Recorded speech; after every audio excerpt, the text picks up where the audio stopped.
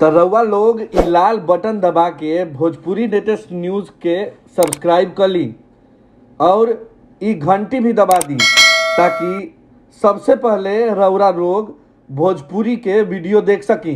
तो दिल थाम के बैठ जाई लोग, काहे कि हम रउरा लोगन के एगो धमाकेदार खबर बतावे जातानी। दुनिया के नंबर 1 कंपनी से आवे जा रहल बा खेसारी लाल यादव के एगो धमाकेदार गाना, यानी कि टी सीरीज से खेसारी लाल यादव एक बहुते महंगा गाना गावे जाता रे।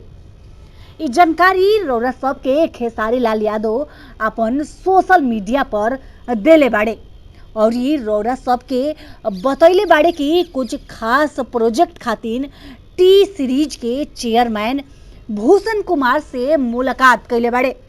अब बड़ा धमाका होई, काहे कि खेसारी लाल इहो लिखले बाड़े, अब जो होई बड़ा होई। रउरा सबके बता दी कि पानी पानी और रोमांटिक राजा के सफल होखला के बाद भोजपुरी ट्रेंडिंग के सुपरस्टार खेसारी लाल यादव अब टी सीरीज के म्यूजिक एल्बम में नजर आवे वाला बाड़े।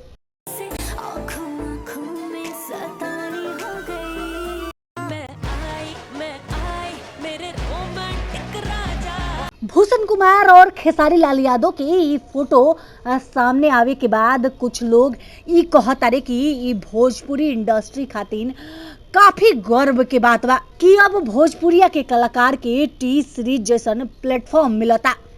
रउरा सबके बता दी कि खेसारी लाल यादव के गाना देखत देखत में मिलियन चल जाला।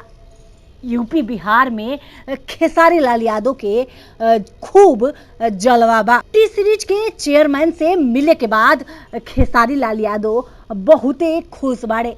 ये खुशी इजहार वो अपन फेसबुक से कैले बाड़े। भूषण कुमार और राज चंद्रा के साथ वो फोटो शेयर कैले बाड़े और खेसारी लाल यादव मुलाकात कैला के बाद अपन सोशल मीडिया पर लिखले बाड़े, आज कुछ खास प्रोजेक्ट को लेकर भूषण जी और राज चंद्रा जी के साथ मुलाकात हुई।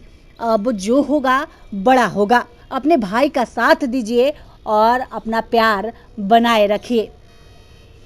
तो अपन भाई लोगन से खेसारी लाल यादव समर्थन मांगता रे।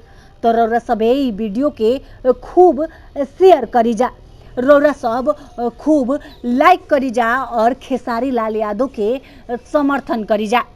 खेसारी लाल यादव हर समय ई कहेलन कि ई रउरा लोग के प्यार बाकी एगो गरीब के बेटा सुपरस्टार बन गई।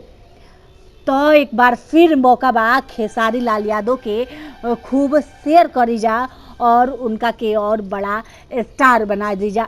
तो रउआ लोग इ लाल बटन दबा के भोजपुरी लेटेस्ट न्यूज के सब्सक्राइब कर ली और इ घंटी भी दबा दी ताकि सबसे पहले रउरा लोग भोजपुरी के वीडियो देख सकी।